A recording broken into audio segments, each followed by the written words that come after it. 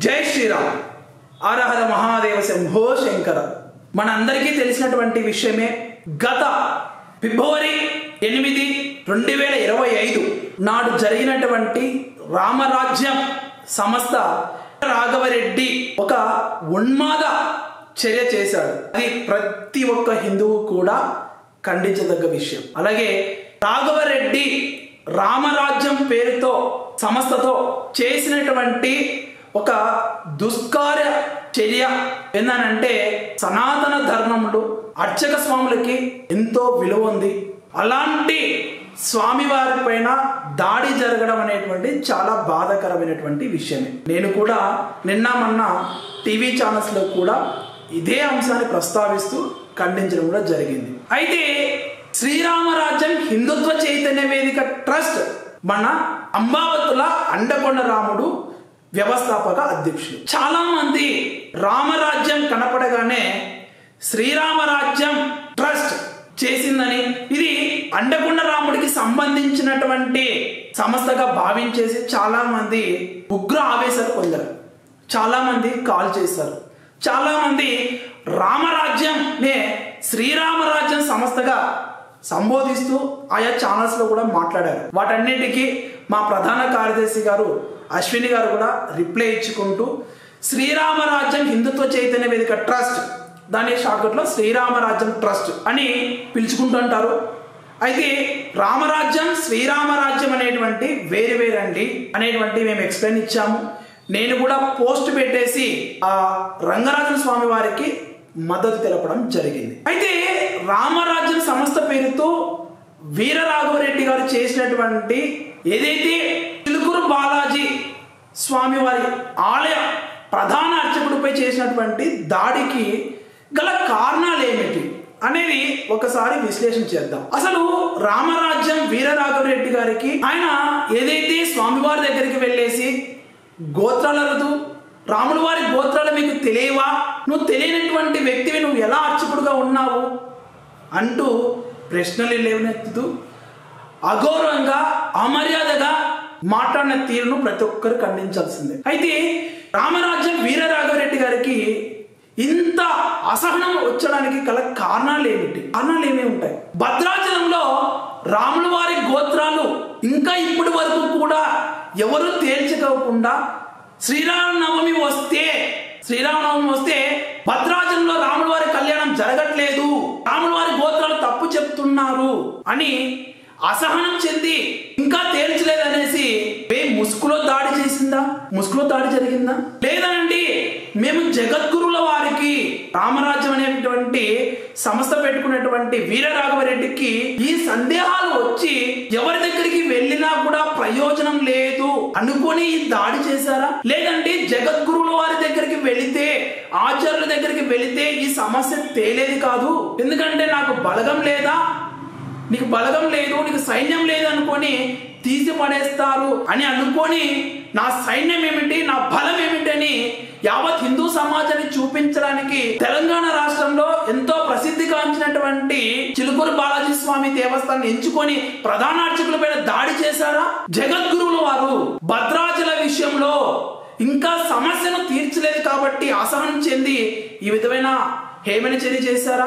లేదనండి నేను పాపులర్ అవ్వడానికి ఈ విధమైన చర్య చేశారా? లేదంటే క్రైస్తవ మత మార్పిడి మాఫియా ఉండి వెనకల ఈ విధమైనటువంటి రామరాజ్యం సంస్థతో చేపించారా అనేటువంటి ప్రశ్నలు ఎంతో మందికి ఉత్పన్నం అవుతున్నాయి. అలాగే లేదంటే చిలుకూరు బాలాజీ స్వామి వారు ముస్లింస్ తో కలిసి సభలో పాల్గొన్నారు. రాజాసింగన్ గారి ఈ మధ్య ఫోటోస్ కూడా రిలీజ్ చేశారు కదా నిన్నమన్నా. అలా అసహనం చెంది సెక్యులర్ భావాజాలంతో ఉన్నటువంటి స్వామి వారి పైన ఈ విధమైనటువంటి దుష్కార్యానికి పాల్పడ్డారు. గతంలో క్రైస్తవులకి, హిందువులకి, ముస్లింలకు మధ్య జరిగినటువంటి సర్వమత సమ్మేళనంలో పాల్గొన్నటువంటి స్వామివారిని మనం శ్రీరామరాజ్యం ద్వారానే ఖండించాము. ఎలా వెళ్ళి వాళ్ళకి జైలు కొడతావు? ఖండించిన వ్యక్తి కూడా శ్రీరామరాజ్యం హిందుత్వ చైతన్య వేదిక ట్రస్ట్ వ్యవస్థాపక అధ్యక్షులు అంబావతుల అండకొండ రాముడు గారు. అండకొండ రాముడు గారికి ఓపిక ఉంది, సహనం ఉంది. ఏదో తన శక్తి మీద తను ధర్మ పరీక్షణ కార్యక్రమాలు, దేవాలయ జీర్ణోద్ధరణ కార్యక్రమాలు నడిపిస్తా పోతున్నాడు. ఓకేనా?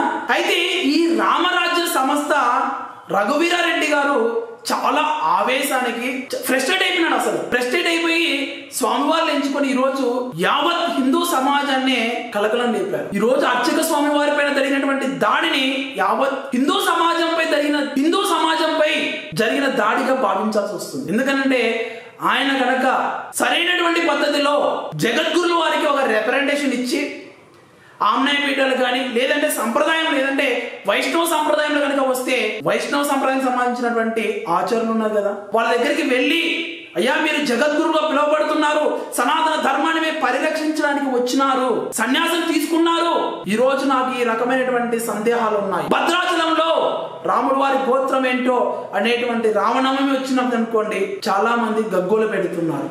సో నాకు వీటన్నింటిపైన నేను ఫ్రస్ట్రేషన్ అయిపోయాను, కాబట్టి మీరు నాకు దీనికి పలాని రోజులు ఇన్ని సమయం ఇస్తున్నాను, ఇన్ని రోజులు సమయం ఇస్తున్నాను, లేదంటే ఇంత గడువు ఇస్తున్నాను అనేసి చెప్పి కనుక చేసి ఉంటే ఈరోజు చాలా ఉన్నత స్థితిలో ఉండేవారు. ఓకేనా, గోత్రాల విషయంలోకి వచ్చినాం. ఎందుకంటే అది జగద్గురులు చెప్పాల్సినటువంటి విషయం. వినపడుతున్నటువంటి విషయం ఏంటంటే మీరు అర్చకులుగా అనరుడు, ఆ దేవస్థానాన్ని మాకు అప్పచెప్పండి అనేటువంటి ధోరణిలో కూడా మనకు వినపడుతుంది. ఒక దేవస్థానానికి ఎవరైతే ప్రప్రథముగా ఉండి స్వామివారి గుడిలో దీపం పెట్టి ఆ గుడి బాగోగులు చూసుకుంటూ అలాగే స్వామివారికి నిత్యము సేవలు చేసుకుంటూ ఎవరో పట్టించుకున్నప్పుడు కూడా ఆ గుడిని అభివృద్ధిలోకి తీసుకొని వచ్చి భక్తులకి అందుబాటులోకి తీసుకొని వచ్చి స్వామివారి సేవలు చేస్తున్నప్పుడు అప్పుడు రానటువంటి వారు ఈరోజు గుడి అభివృద్ధి అయిపోయింది, వేలలో లక్షల్లో వచ్చినటువంటి జనాన్ని చూసేసి ఈరోజు గుడి నాకు అప్పచెప్పండి అని సబబు కాదు, అది మంచి పద్ధతి కూడా కాదు.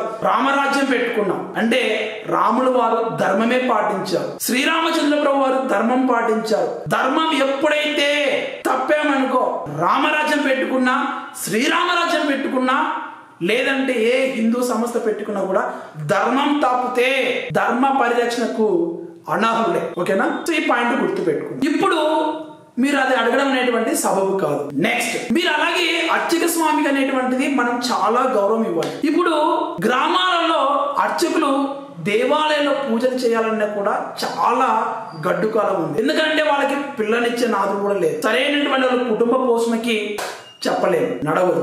ఇంకా మీరు ఇలా దాడులు చేస్తే రేపు నూతనంగా ఎవరైనా మేము అర్చక వృత్తికి లేదంటే అర్చక సేవకి ఆలోచన చేశారా? రేపు అర్చక స్వామి పైన దాడి జరిగితే ఎవడు మనకు దిక్కు దిశానం లేదు.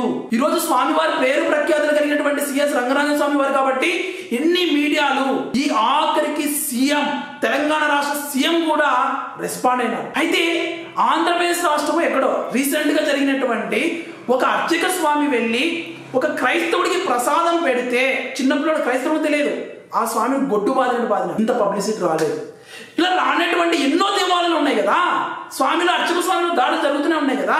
ఇలాగా ఒక పేరు ప్రఖ్యాతి కలిగినటువంటి స్వామి వారికే రక్షణ లేకపోతే మిగతా అర్చక స్వాములు ఎలా ముందుకు వస్తారు? ఆలోచన చేయండి. సో నేను ఎప్పుడు చెప్పేది ఏంటంటే ఉన్మాద చర్యలు అనేటువంటివి హిందూ సంఘాలుగా ముందుకు వచ్చినప్పుడు చెయ్యకండి. భక్తుడైనా సరే, సమాజంలో పెద్దలైనా సరే, రాజకీయ నాయకులైనా సరే, ఎవరు కూడా అర్చక స్వామి వారికి గౌరవం ఇవ్వండి. వాళ్ళకి ఇవ్వాల్సినటువంటి గౌరవ మర్యాద మనం ఇస్తేనే సమాజం కూడా బాగుంటుంది. అంతేగాని దాడులు చేసినాం అనుకోండి, ఇంకొకరు ఎవరే కానీ అర్చకుడికి రావాలంటే భయపడతారు. రామరాజ్యం అంటేనే జనాలు రామరాజ్యం పేరుతో ఈ రకమైన దాడులు జరుగుతాయనేటువంటి గుర్తుకు మధ్యలో అందరికీ రిజిస్టర్ అయిపోయింది. రామరాజ్యం అంటే అర్చకులపై దాడినా అనేటువంటి అంటున్నారు. మనం చేసేటువంటి క్రియలే రేపటి ఫలితాలు. కాబట్టి చాలా మంది కూడా ప్రతి ఒక్క హిందూ సంఘానికి మీరు సపోర్టుగా ఉండండి. అలాగే ఈ హిందూ సంఘంలోకి వచ్చినప్పుడు, హిందూ సంఘాలు పెట్టుకొని ముందుకు వచ్చినప్పుడు, ధర్మ పరీక్ష చేస్తున్నప్పుడు వాళ్ళ యొక్క మానసిక స్థితిగతులను కూడా అర్థం చేసుకొని వాళ్ళకి ఏమైనా సరే మేము అండగా ఉంటాము. వాళ్ళ మానసిక, ఎందుకనంటే ఇది సమాజంలోకి మనం వచ్చినప్పుడు చాలా ఒత్తిడులు ఉంటాయి, కొన్నిసార్లు ఈర్ష, రకరకాల సమస్యలు ఉంటాయి. మీకు మానసిక రుగ్మతలు లేకోకుండా చూసుకోవాల్సినటువంటి ఫస్ట్ ధర్మరక్షకుడు ఉంటుంది. దేనికి ఆవేశపడకూడదు. ఏ జగద్గురులు మాకు పలకట్లేదే అనేసి మీరు ఆవేశపడకూడదు. పేరు ప్రఖ్యాతులు రాలేదనేసి బాధపడకూడదు. సేవ చేయడానికి వచ్చాం. 10 మంది ధర్మ రక్షణ అంటే ఏంటి? గూండాగిరి, రౌడీజం కాదు. మనం చేసేటువంటి ధర్మ రక్షణ, ధర్మ పరిరక్షణ 10 మంది సమాజంలో బాగు కొరకు, బెటర్ సమాజం కొరకు ఉండాలి. అలా తప్పక మనం చేసేటువంటి క్రియలు సనాతన ధర్మానికే చెడ్డ పేరు తెచ్చే విధంగా ఉండకూడదు అనే విషయాన్ని గుర్తుపెట్టుకోవాలి ఈ రామరాజ్యం రఘువీరారెడ్డి గారు. అధికారులు ఎవరే కానీ పలకరు. అవునండి, పలకరు వాళ్ళు. నేను గత 2 సంవత్సరాల నుంచి కలెక్టర్, ఎంఆర్ఓ, ఆర్డీఓ, ఎంపీడీఓ, సర్పంచ్లు, లేదంటే ప్రతి ఒక్క అధికారి, even deputy CM, endowment commissioner, assistant commissioner, EO, deputy commissioner, ఇలాగ అందరి చుట్టూ తిరిగి అర్జీలు పెట్టి ఒక రకంగా చెప్పాలంటే అసహనమే వేసింది అనేసి మనము వాళ్ళపైన తిరగబడతామా? కొన్నిసార్లు కోపం వస్తుంది. వాళ్ళు అధికారులు తప్పే చేస్తున్నారు, ఉద్దేశపూర్వకంగా చేస్తారు, రాజకీయ ఒత్తిడి వలన చేస్తున్నారు అని మనకు తెలుసు. ఏం చేయలేం. ఒక పక్క హిందువే మన శత్రువు అవుతాడు, అట్లనే పబ్లిక్ వచ్చేసి హిందువే శత్రువు అని మనం చెప్పాలా? చెప్పకూడదు. చెప్పినామనుకో నీ ఫాలోవర్స్ నిన్నే వ్యతిరేకిస్తారు. అందరికీ తెలుసు ఇది హిందువే శత్రువు ఉంటాడని కూడా. అయినా కూడా మనం వచ్చి పబ్లిక్ చెప్పాలా? చెప్పకూడదు. దాన్ని పబ్లిక్ రాకోకుండా మనం దాన్ని ఎలాగా సాధించాలనేది మనం తెలుసుకోవాలి. జగద్గురుల గారు చెప్పినామనుకోండి, సమస్య అనేటువంటి అంత ఈజీగా ఎవరు చేయరండి, చెయ్యరు. మాకు పాద పూజలే ముఖ్యమంటారు. ఏం చేస్తావు? అంత మాత్రం పోయి కొడతావా? కొట్టాలన్నా ఉద్దేశపూర్వకంగా తప్పు చేస్తారు జగద్గురులు కొన్నిసార్లు. తప్పు చేస్తారు, నీకు తెలుసు, నాకు తెలుసు. అయితే వాళ్ళు కొట్టాలన్నా? మన గురువులను మనం కించపరుచుకోవాలన్నా? బజార్కి లాగాలన్నా? తప్పు కదా. అలాగే నువ్వు ఏదైతే ఆవేశం ఉందో, అర్చక స్వామి వారి పైన చేసినటువంటి దాడి ఎంతైతే ఆవేశంతో చేసావో, 15 నిమిషాల సమయం ఇస్తే హిందువులు లేకుండా చేస్తున్నటువంటి ఆయన దగ్గరికి వెళ్ళు, చప్పట్లు కొడతా, అభినందిస్తా, సహాయం కూడా కావాలంటే నేను కూడా అందిస్తా, ఏమి ఇబ్బంది లేదు. చెప్తున్నా, అలా చేయమని కూడా కాదు. వాళ్ళు అంటారు, ఎందుకంటే వాళ్ళకి ధర్మం లేదు, తెలియదు కాబట్టి వాళ్ళు అంటారు. నువ్వు వాళ్ళ దగ్గర చూపించింటే ఈ ఆవేశాన్ని రామరాజ్యం రా చూపించాలి సత్తాన్ని అనుకునేవాడిని. అలాగే మత మార్పిడి జరుగుతున్నాయి. ఎన్నో కుటుంబాలు మత మార్పిడికి బలి అయ్యి భార్యాభర్తల మధ్య సమస్యలు వచ్చాయి, కుటుంబాల్లో బాంధవ్యాలు తెగిపోయినాయి, ఎంతో మంది మదన పడ్డారు, సంతోషాన్ని కోల్పోయిన కుటుంబాలు ఉన్నాయి. మత మార్పిడి చేసేటువంటి పాస్టర్ను పట్టుకొని నువ్వు చేసింటే, నిలదీసింటే ఈ రకంగా ఇదే ధోరణిలో బా మా రఘువీరారెడ్డి చేశావా అని అనుకునేవాడిని. వీరరాఘవరెడ్డి చేశావని అనుకునేవాడిని. అది చేయలేదే. ఇప్పుడు నీ పైన ఈ విధమైనటువంటి ఆరోపణలు వస్తున్నాయి కదా. వెనకల క్రైస్తవ మాఫియా ఉండి నడిపిస్తుందా? ఏ మాఫియా ఉండి నడిపిస్తుందో అది చట్ట పరిధిలో ఉంది కాబట్టి చట్టం తెలిసాల్సినటువంటి విషయం. ఎందుకంటే సీఎం గారు ఇన్వాల్వ్ అయినారు, పెద్ద వాళ్ళందరూ కూడా, ఈవెన్ డిప్యూటీ సీఎం, ఆంధ్రప్రదేశ్ రాష్ట్రం డిప్యూటీ సీఎం పవన్ కళ్యాణ్ గారు కూడా ఈ ఖండించారు ఈ విషయాన్ని. సో ఎవరైతే ఆ యొక్క రంగనాథన్ స్వామి వారి పైన దాడి చేసిన ప్రతి ఒక్కరిని కూడా కఠినంగా శిక్షించాలంటున్నాను. నేను ఎప్పటికీ చెప్పేది ఏంటంటే, మనం ధర్మ పరిరక్షణ చేయడానికి వచ్చినాం. మనకు వ్యూస్ ఉన్నా, వ్యూస్ లేకపోయినా, పబ్లిసిటీ ఉన్నా, పబ్లిసిటీ లేకపోయినా, మనల్ని ఎవరు గుర్తించినా గుర్తించకపోయినా, మనకు సపోర్ట్ ఉన్నా సపోర్ట్ లేకపోయినా ఆవేశపడకూడదు. మన పైన హిందువులు గుర్తించకపోయినా, దాడులు చేసినా కూడా ఓపిక్గా, సహనంగా, ఆవేశపడి, ఎందుకనంటే మనల్ని కొన్ని వందల వేల మంది అబ్జర్వ్ చేస్తుంటారు.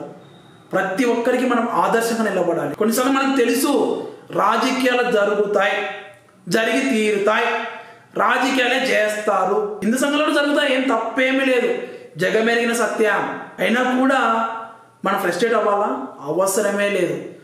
ఈరోజు తిట్టుకున్న వాళ్ళు రేపు కలుస్తారు, కలవాలే సనాతన ధర్మ పరిరక్షణ కొరకు, తప్పేమీ లేదు. బండ బూతులు తిట్టుకుంటాం, రేపు రోజున కలవాల్సిందే ధర్మ పరిరక్షణ కొరకు. ఎందుకు? ఆ రోజు ఆవేశం ఉంటుంది, మరుసటి రోజు స్నేహబంధం ఏర్పడుతుంది. ధర్మ పరిరక్షణ కలిసి పనిచేయాలి, దానికి కూడా సిద్ధపడాల్సిందే. ఎందుకంటే భావి తరాలు మనం చూసి, ఇదిగో వీళ్ళు ఈ రకంగా చేశారు మా పూర్వీకులు, సో కాబట్టి మేము కూడా ఇంకా బెటర్ వేలో చేయాలి ధర్మ పరిరక్షణ అనేసి వందల మంది ముందుకు రావాలి. అన్నీ మనకు తెలిసినా కూడా మనసులో పెట్టుకోవాలి, అంతేకాని బయటకు వచ్చి విషం కక్కకూడదు. విషం కక్కి ఈరోజు హిందూ సమాజం ముందు ద్రోహులుగా నిలబడకూడదు. రామరాజ్యం వీరరాఘవరెడ్డి గారు నువ్వు చేసినటువంటి చర్యలు ఇప్పటికీ కూడా హిందూ సమాజం జీర్ణించుకోలేకపోతుంది. అలాగే శ్రీరామరాజ్యం హిందుత్వ చైతన్య వేదిక ఫస్ట్ కూడా జీర్ణించుకోలేకపోతుంది. చాలా తప్పు. కొన్నిసార్లు నేను గుర్తించకపోవచ్చు, బాధపడాల్సిన అవసరం లేదు. మనకన్నా వెనకల వచ్చేసి మనల్ని వాడుకొని ముందు పోయినా కూడా నువ్వు బాధపడకు, తప్పు లేదు. ధర్మం కోసం ఓపిక పట్టుకో, ధర్మ పరీక్షలకు ఓపిక పట్టుకోవాలి. అంతేగాని ఆవేశపడి ఫ్రస్ట్రేట్ అయిపోయి ఇలా కోర్టుల చుట్టూ స్టేషన్ చుట్టూ తిరిగి ఇంతమందితో బాధపడుతూ నువ్వు చేసినటువంటి ఒక్క నీచాది నీచమైన చర్య చాలా తప్పది. కాబట్టి నేను ఎప్పుడు చెప్పేది ఒకటే, మనం ధర్మంగా ఉందాం, ధర్మబద్ధంగా ధర్మ పరిరక్షణ చేయాలి, మన గురువులు మనం గౌరవించాలి. అంతేకాని స్వలాభం కోసం ధర్మ పరిరక్షణ ఎప్పుడు చేయకూడదు. అలాగే జగద్గురువులారా, నేను ఇప్పుడు చెప్తున్నాను, స్వామీజీలారా, మీరు హిందూ సంఘాల ప్రతి ఒక్క హిందూ సంఘాన్ని కూడా మీరు గుర్తించండి. ఇప్పటికైనా గుర్తించి ఎవరు పోరాడుతున్నారు వాళ్ళకి తర్ఫీదు ఇవ్వండి. ఒక మంచి నడవడికలో నడిపించే విధంగా మీరు దిశానిర్దేశం చేయండి. రేపటి రోజున చూడండి, రామరాజ్యం పేరుతో జరిగినటువంటి ఈ యొక్క హేమైన చర్యకి హిందూ సమాజం అంతా కూడా ఎంత బాధపడుతుంది. అదే ఒక జగద్గురులు కనుక ఆయన దగ్గరికి వెళ్ళి ఆయన కేర్ తీసుంటే ఈరోజు ఆయన ఇంత ఉన్మాద చర్యకి పాల్పడేవారు కాదు. సన్యాసం తీసుకున్నా మేము సన్యాసం తీసుకోలేం, అంతే. ధర్మ పరిరక్షణకు హిందుత్వం కోసం మీరు సన్యాసం తీసుకుని అన్నీ వదిలేసి సంఘ పరిత్యాగిగా మీరు ముందుకు వచ్చారు. ఈరోజు మాలాంటి వారు వచ్చినప్పుడు ఆదరించండి, ముందుకు నడిపించండి, నేర్పించండి జగద్గురులారా. ఎందుకంటే ఇంకొకరు ఎవరు కూడా రామరాజ్యం వీరరాఘవరెడ్డి వల్ల అవ్వకుండా ఉండడానికి జగద్గురుల పైన ఉంటుంది. ఒక్కరే కదా అన్నారు, ఈరోజు అతని వల్ల ఎంతమంది బాధపడుతున్నారు. సపోర్ట్ చేసే వర్గం తనకు ఉంది, బాధపడే వర్గం ఎంతమంది ఉన్నారు, చాలా మంది ఉన్నారు కదా. ఎంతమంది బాధపడుతున్నారు. నాకైతే స్వామివారిని ఈ విధమైనటువంటి దాడి చేశారంటే భయం వేస్తుంది, చాలా బాధ అనిపించింది. సో ఈ నా యొక్క మాటలను నేను ఆవేదనను నేను తెలియజేస్తూ నేను ఇప్పుడు చెప్తున్నాను. నా పేరు అంబాబతుల అండకొండ రాముడు, శ్రీరామరాజ్యం హిందుత్వ చైతన్య వేదిక ట్రస్ట్ వ్యవస్థాపక అధ్యక్షుడిని. రామరాజ్యం వీరరాఘవరెడ్డికి ఆ సంస్థకి మాకు ఎటువంటి సంబంధం లేదు, స్టేట్మెంట్ ఇస్తున్నాను. అలాగే ధర్మ పరిరక్షణ చేసేటువంటి ప్రతి ఒక్కరు ధర్మంగా చేస్తే వాళ్ళందరితో కూడా కలిసి ధర్మ పరిరక్షణ కొరకు మేము కలిసి ముందు అడుగు వేస్తాము. సో అందరం కూడా ఆ శ్రీరామచంద్ర ప్రభు వారు చూపించినటువంటి దిశ మార్గంలోనే ధర్మంగా మన జీవితాలు కొనసాగే విధంగా అందరి ప్రయత్నం కూడా ఉండాలని నేను ఆశిస్తూ సెలవు తీసుకుంటున్నాను. జై శ్రీరామ్. హర హర మహాదేవ శంభో.